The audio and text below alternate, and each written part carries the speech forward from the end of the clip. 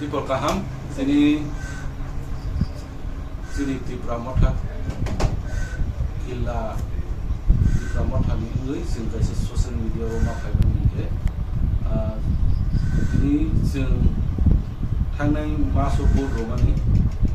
sini sing ya proposal makha dini haini bangai sing belai ke khapungkha haini bangai sing press of highway joto tapu ko mo sini foran ke sakna ro so dini sini ko press briefing wo ani de radili to nai sini YTF ni district secretary Boranguna Subhas Jomatia de sini zonal ni joint chairman Boranguna Subut Kumar Jomatia de sini YTF ni vice president district ni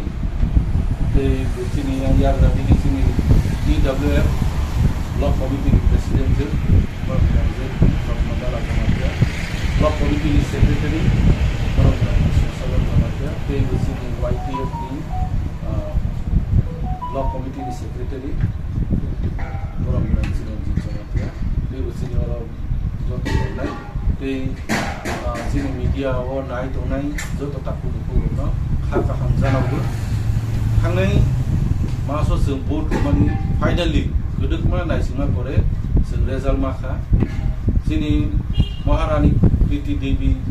Devarma o like gobang board by pass kha 4,86,000 margin lead khabi o pass kha e bosini West ni Boranguna Biplop Kumar Dev over 6,11,000 vote by applying kha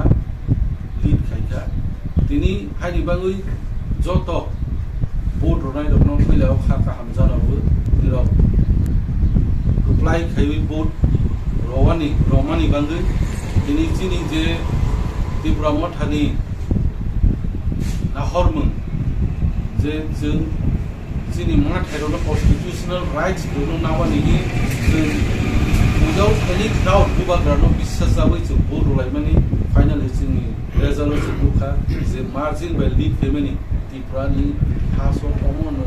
biggest margin I think Bharatborsh ni tagni election no lead family bisingo one of the topest lead khaisa almost fruits BJP kaisa ke asung yang kabu Tripura Motha jetu orang yo daijak hari bangun di belai koto tau central government o je tonai ro orang wasok thai buskan salo sini constitutional rights no ro wani bangun tau orang road map